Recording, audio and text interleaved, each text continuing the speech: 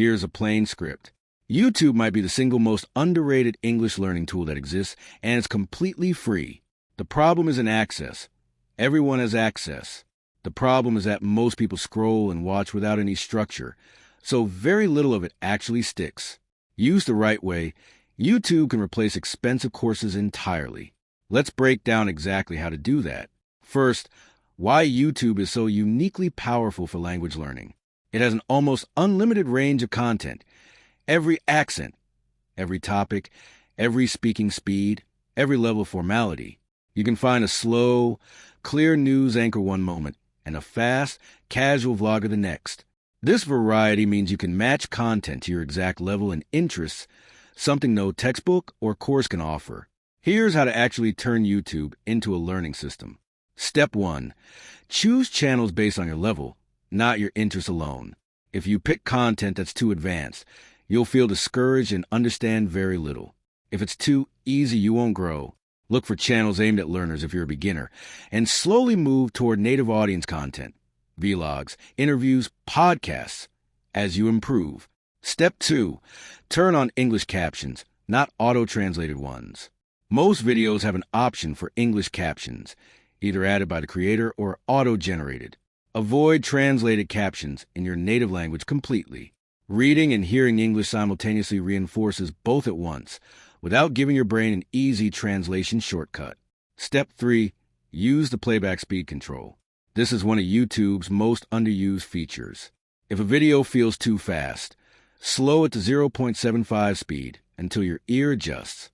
If it feels too slow and easy, bump it to 1.25 to keep training your ear at a challenging pace. This single tool lets you customize difficulty on almost any video. Step 4. Watch in short, focus sessions. 10 to 15 minutes of active, focused watching beats an hour of passive scrolling. Pause frequently. Rewind when something catches your attention or confuses you. Step 5.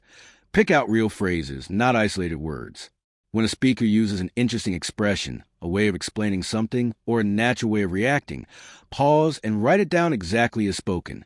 These small, real chunks of language are far more useful in conversation than single vocabulary words memorized in isolation. Step 6. Rewatch and shadow short clips. Pick a 10 to 20-second section you like, and play it back a few times, repeating along with the speaker as closely as you can, matching their rhythm, tone, and pace. This trains your mouth and ear together, not just your understanding. Step 7. Diversify content types over time. Don't stick to only one kind of video forever. Mix in interviews for natural back-and-forth conversation, vlogs for everyday storytelling language, educational videos for structured explanation, and comedy for tone, timing, and humor. Each type trains a slightly different part of your listening and speaking ability. A few things to avoid. Don't rely only on scripted, slow, learn English channels forever. They're a good starting point. But real fluency requires exposure to real, unscripted native speech eventually. Don't binge watch mindlessly for hours expecting osmosis to do the work. Active engagement, even in short bursts, beats passive marathon watching every time. And don't ignore the comments section. Sometimes native speakers explain slang or phrases used in the video, which can be a surprisingly useful, free source of clarification. Here's the mindset that makes this actually effective. YouTube isn't a background noise machine for language exposure. It's a tool you actively work with, pausing, rewinding, repeating, and noting things down. The entertainment keeps you coming back consistently, and consistency is what actually builds fluency over time. Do this regularly, even just 15 to 20 minutes a few times a week, and something starts to shift. You stop needing captions as often. Jokes and references start landing without translation, and a platform you already use for entertainment quietly becomes one of the most effective tools in your entire English learning process.